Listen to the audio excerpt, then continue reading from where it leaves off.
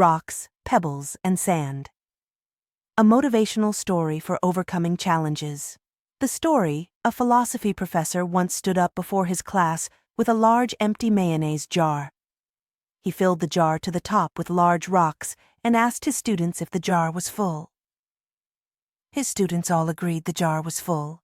He then added small pebbles to the jar and gave the jar a bit of a shake so the pebbles could disperse themselves among the larger rocks.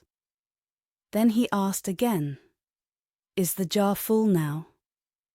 The students agreed that the jar was still full. The professor then poured sand into the jar to fill up all the remaining empty space. The students then agreed again that the jar was full. The metaphor.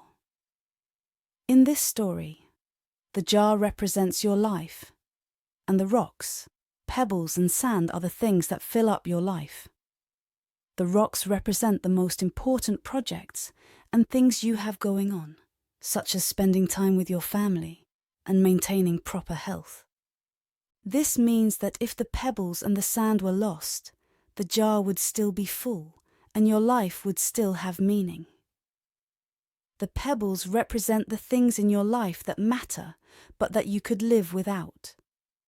The pebbles are certainly things that give your life meaning, such as your job, house, hobbies, and friendships, but they are not critical for you to have a meaningful life.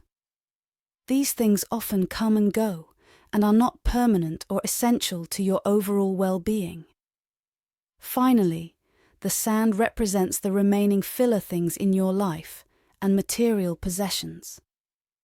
This could be small things such as watching television, browsing through your favorite social media site, or running errands. These things don't mean much to your life as a whole, and are likely only done to waste time or get small tasks accomplished. The moral.